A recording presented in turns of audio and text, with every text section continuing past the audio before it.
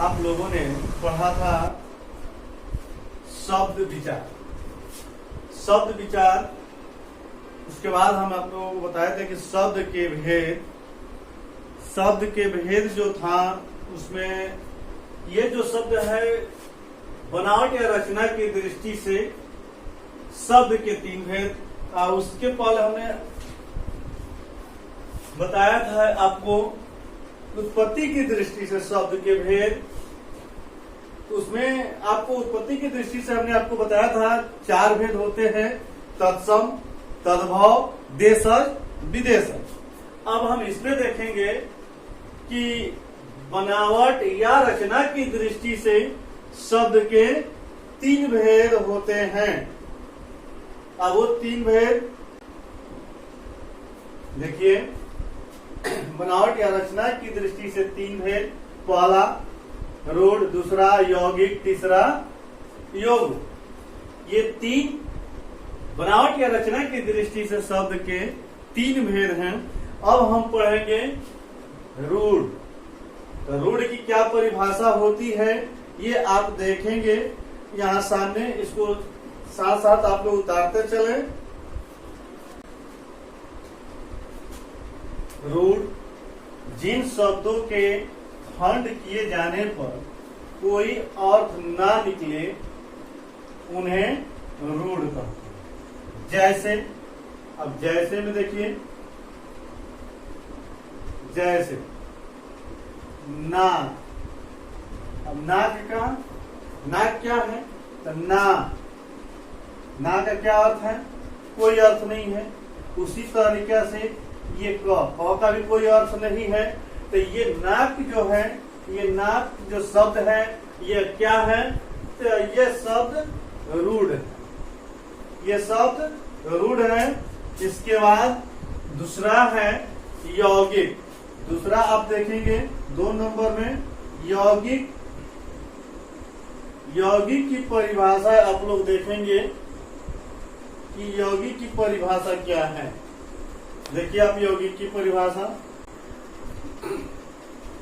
हम देखेंगे। यौगिक ऐसे शब्द जो दूसरे शब्दों के मेल से बने हैं और जिनके सभी खंड सार्थक होते हैं, यौगिक कहलाते हैं। जैसे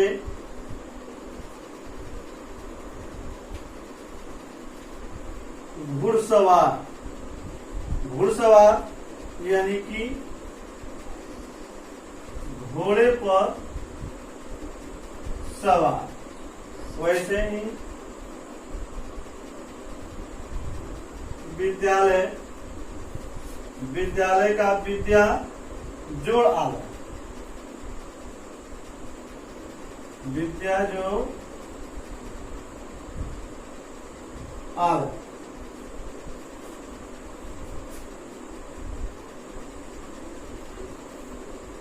विद्यासागर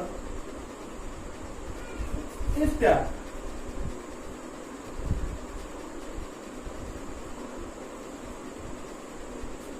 ये क्या है? यौगिक।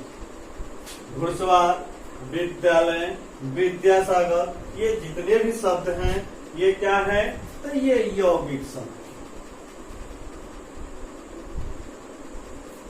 आप लोग पढ़ते रहे और इसको याद करते चले। ये यही नहीं, ये कॉम्पिटिटिव एग्जाम के लिए भी आपका महत्वपूर्ण है। मैट्रिक एग्जाम, 8 के एग्जाम हो, 7 का एग्जाम हो या 5 का एग्जाम हो, ये सब में काम कर सकता है, करता है।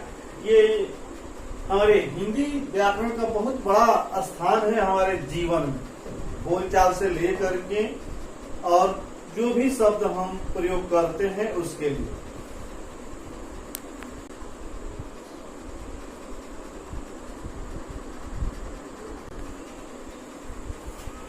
ये देखिए योग रूढ़।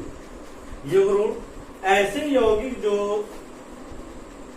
यौगिक शब्द जो साधारण अर्थ को छोड़ विशेष अर्थ ग्रहण करें।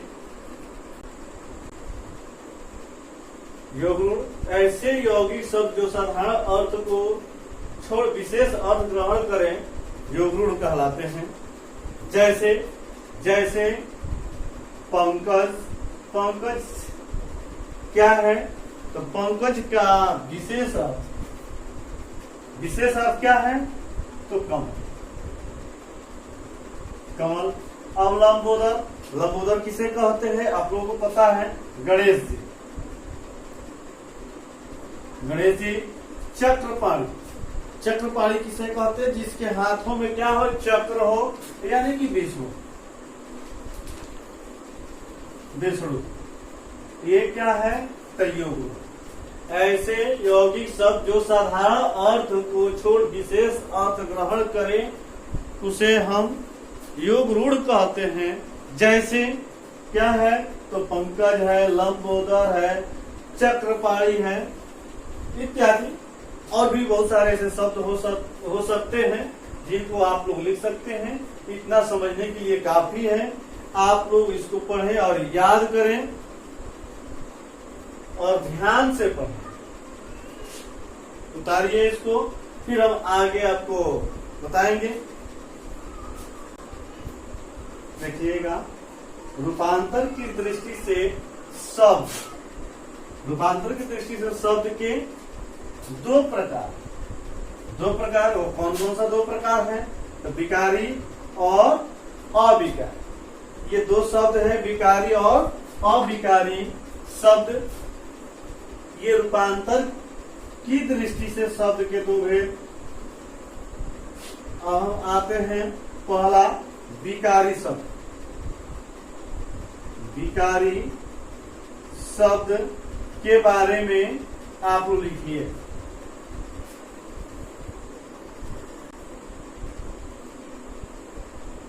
ये विकारी शब्द, विकारी शब्द ये हैं जिनके लिंग, वचन, कारक और पुरुष के अनुसार बदलते हैं। ऐसे शब्द चार प्रकार के होते हैं। ये आप देखेंगे चार प्रकार से कौन कौन से हैं। तो पहला संज्ञा, दूसरा सर्वनाम, तीसरा विशेषण, चौथा क्रिया। ये चार विकारी शब्द वे हैं जिनके लिंग, वचन, कारक और पुरुष के अनुसार बदलते हैं। ऐसे शब्द चार प्रकार के हैं। वह चार प्रकार संज्ञा, सर्वनाम, विशेषण और क्रिया। ये शब्द जो हैं चार प्रकार के हैं। अब इसके आगे आप अविकारी शब्द पढ़ेंगे। अविकारी शब्द किसे कहते हैं या अविकारी शब्द क्या है, इसके बारे में आप लोग जानेंगे। तब तक इसको उतारिए, उसके बाद हम फिर ऊपर से मिटाते चलते हैं और आप लिखते चलिए फटाफट। अविकारी शब्द वे हैं जिनके रूप नहीं बदलते हैं। अविकारी शब्द यही, ये शब्द आपका जो है यही समाप्त होता है। अब इसके बाद आपको अगले वीडियो में हम पढ़ाएंगे संज्ञा, यानी कि संज्ञा, यानी कि इंग्लिश में इसको क्या कहते हैं बच्चों? नाउन कहते हैं संज्ञा को। इंग्लिश में संज्ञा को नाउन कहते हैं। अब संज्ञा पढ़ेंगे हम अगले नेक्स्ट वीडियो में कि संज्ञा किसे कहते हैं, संज्ञा के भेद क्या होते हैं। व्याकरण हम सही ढंग से जब पढ़ लेंगे तो हिंदी पढ़ने लिखने में हमें आसानी होती है। सही शब्द का इस्तेमाल कहाँ को कैसे हम करेंगे, इस चीजों के बारे में हमको व्याकरण की आवश्यकता पड़ती है। इसलिए आप लोग इसको सही ढंग से पढ़ेंगे और देखते चलेंगे। अब हम आपको नेक्स्ट वीडियो में संज्ञा यानी कि नाउन पढ़ाएंगे। यहाँ तक आप उतारिए। नेक्स्ट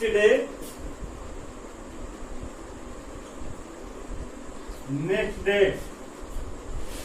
के लिए आपका ये है संज्ञा। धन्यवाद। आप लोग ध्यान से पढ़ें और इसको उतारते चलें।